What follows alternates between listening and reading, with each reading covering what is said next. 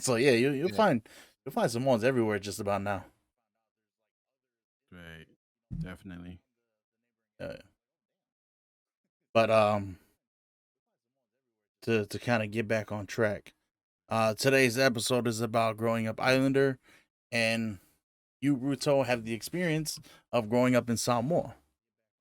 So how was it growing up in Samoa from the uh because I know like I had cousins that grew up there and they used to tell me, oh, it was hard because they had to do fails.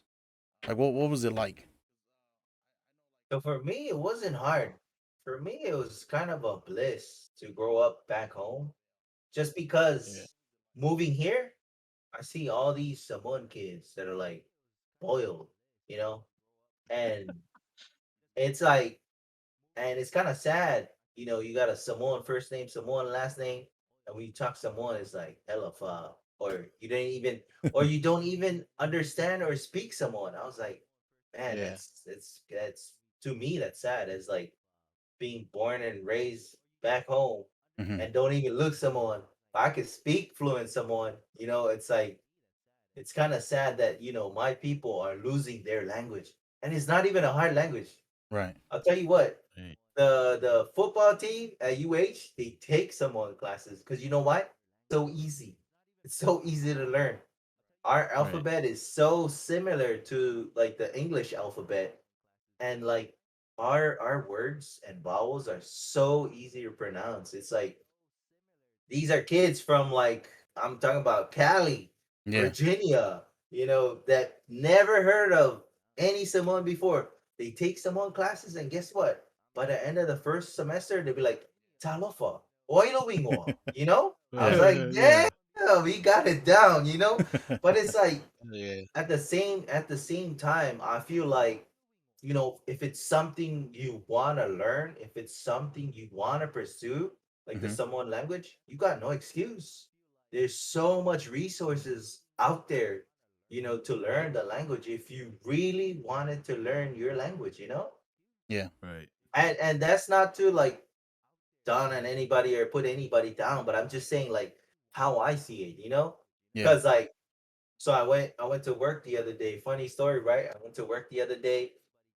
I was in Eva Beach, and there's a Safeway there. I go over there and get a poke bowl, right? It's like fish and rice and whatnot. Fish is my favorite food, so I get a poke bowl and a Pepsi, and I'm over there like grinding away, smashing my lunch so I could get back to work. And then this Samoan old man, and he's like, I guess he was waiting for his ride. He told me after the fact that he was waiting for his ride, and he was telling his wife, "Hola, wa aire ai ngore okara pa malala sore po osso guara fia ai sole."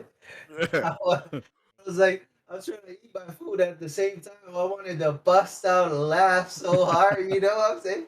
Because I understood everything he was saying, but he didn't know us someone, right? Yeah. And after I finished the food in my mouth, I was like, Alitama, am I so pokepo? And he was like, oh, he's solid. Papel yo, ese Filipino. Yeah. And I was just like, bust out laughing. And he was like, he was like such in shock that he was like, I thought you were, and he was like, I thought you were full Filipino. I did not know you're Samoan. I did not you can know you can speak Samoan. Yeah. And he was like, man, he's like, man, I'm surprised. For one, you speak Samoan, and two, he said, I'm surprised you speak it really good because a lot of the younger generations do not speak Samoan like fluently, and if they do, Right. it's like a little bit far It's here and broken. there, and yeah. And I think that's Yeah. why for me, growing up back home was a bliss. I mean, don't get me wrong, as being Afakasi, so I'm half Taiwanese, half Hmm. Samoan. Mm-hmm. My mom's full Samoan, and my dad's full Taiwanese. Oh damn. Mm-hmm. So yeah, so how they met is like there's a cannery back home. It's when I was growing up, it's Starkist and Bandcamp. Those were the two canneries back Yeah. home that were always like competing, right? Oh okay. Okay. And then so my dad came on a fishing boat and met my mom at a convenience store when they was like, stocking up on food before they go for their next fishing trip. And being that if they offload their fish here, they get the US dollar, you know what I'm saying? Whereas Yeah. if they Yeah. go offload their fish back home, they would get like, Taiwanese money or like Chinese or I don't know what it was back then. So he met my mom at a convenience store, spoke zero Samoan, and they ended up my dad ended up staying, getting married and whatnot, and 5 kids later, here I was. But it's like it's Yeah. crazy because I say this because like my dad is full Taiwanese. Think about it. He Uh was huh. born and raised in Taiwan. He spoke zero Samoan, but I'll tell you what, my dad understands every single word in Samoan and can speak Samoan. Of course, he Hmm. has an accent, but he speaks Samoan like fluently. He Right. has an Uh huh. accent because he's, born and raised in Taiwan, but he Oh can yeah. understand it and speak it fluently. And when I was growing up, my dad did not speak to me in Taiwanese. He spoke to me in Samoan. My mom spoke to me in Samoan. My dad spoke to me in Samoan. So that's why, as Chinese as I look, I only knew like a couple of words, counting and whatnot. Yeah. Eat, sleep, just common stuff. But it's like Right. just growing up in Samoa for me is a bliss because I feel like the values and like the culture and the values of the culture really grounded me, as an adult, as far as like making good decisions. And, be that as it may, I wasn't perfect.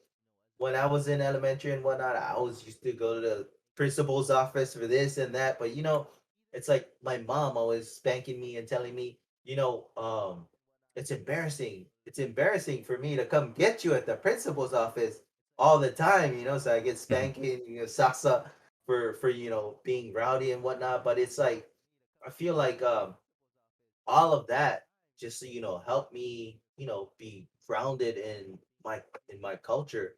And growing up they teach you to be respectful to elders, right? So I moved to Yeah. Hawaii, and people come in, elderly people come in the bus.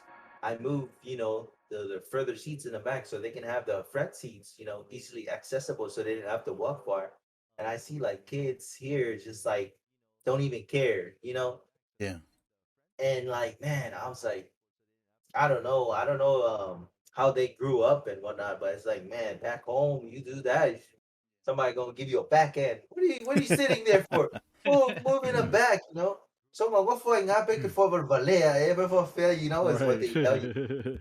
So it's like for me overall it's a bliss. I mean, don't get me wrong, like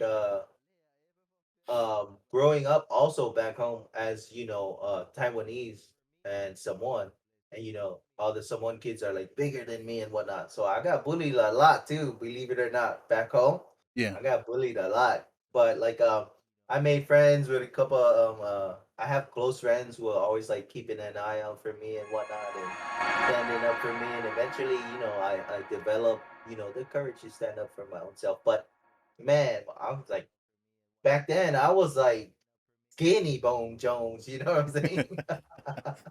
So like I got picked on by a lot of like, bigger Samoan kids and whatnot at Yeah. school and whatnot. But for me overall, going back home is a bliss. Like I wouldn't trade it. I wouldn't trade it for $1 million or $1 billion. Yeah.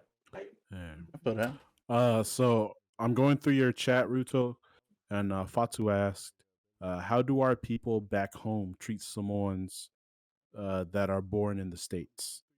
Ooh. I think as long as they're open minded and be teachable, our people back home are very accepting. But they're if they gotta teach you, you're probably gonna get sasa. You know what I'm saying? If it's somebody in your Yeah. family, you Yeah. will get sasa. Because so the Samoan culture is really majority of it is founded on religion. Like I said, it's mo le tua, vai le Yep. tua. That means Yep. put God first, and it means founded on God. Vai means foundation, right? Yep. Yep. Vai le tua. Founded on So that God. means, Yeah. yeah, founded on God. And one of the scriptures, I always hear, the older people say is "A'o wa'ole tama." tu Samoa amatuo ye eleto te esai. So it's like Yeah. teach the kids, the right ways, so when they grow older, they won't forget it. And so like Yeah. me growing up, I got banging a lot. I mean, it's like normal, normal back Yeah. home. Yeah. But it serves a purpose. It's like I don't get Sasa just for anything. Right. I get Sasa, and then my dad or my mom pulls me aside and is like, "Oh, you got Sasa for this." When you step in front of somebody older than you, then you give them respect. You say Yep. "tulo," and Yep. that Yep. means excuse me, right? You don't Yep. only say that and just stand up straight and walk like you the boss. You kind Right. of like Yeah. bow your head a little bit Bow your when you head. pass in Yeah. front of That's right. and Yeah. when you pass in front of somebody elderly and then you say "tulo," and then that's kind of showing respect Right. to that elderly person. Yeah. It's kind of like I know my place. You're much older than me, and I give you that respect. And growing up and getting sasa a lot for that, you know, it not only teaches you, but it kind of instills it in you.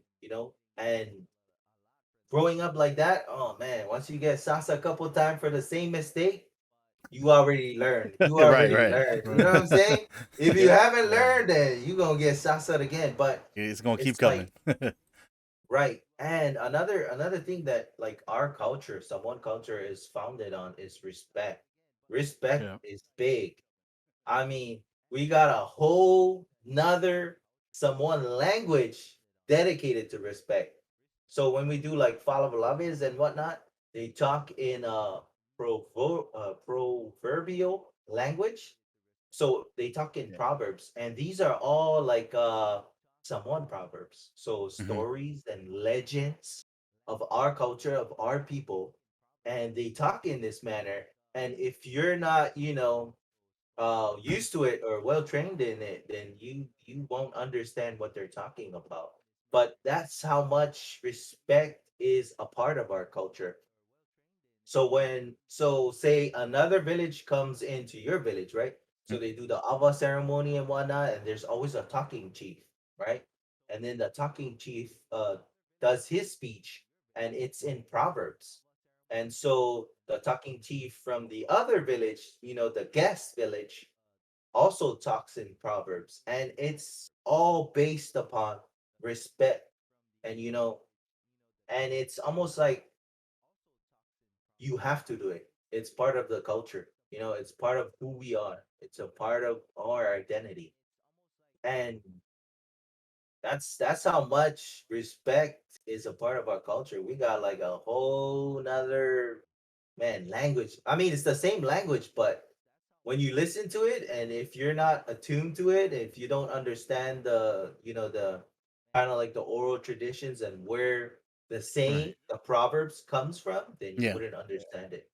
But like, so my point from that is like that's how much respect is, you know, a part ingrained into our culture.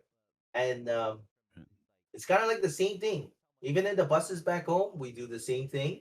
It's when somebody Yep. elder comes, you give up your seat You for get them. up. You Right. give up And your Right. seat. Yep. right. And growing up back home in Bakia, I'm from Bakia, and there's like Yeah. two buses that go home, right? And Mm-hmm. we're talking about a village of hundreds of people. And Yeah. then when everybody been trying to get home and it's like the last bus, Hmm. guess what? You're gonna be sitting on top of a stranger and whatnot. If you're a Yeah. little kid, Yeah. but it's Yep. normal. And if you're a little bit older, you're usually carrying somebody else's kid you don't even know, but it's Damn. it's it's normal, it's natural. And that's so everybody could get a seat on the bus because if you miss that bus, you either got a hitch ride with somebody from the village Hmm. or man, you're kind of screwed until I've had to wait for a bus or a ride a couple hours myself. But it's like everybody, tries to make room as much as they can, as much as the bus can hold, and Right. it's giving up your seat is a part of that, is a part of that respect, is a part of that culture, and like I said, showing respect for um elder people, too low or if you go to somebody's house and you're talking to somebody older than you, you don't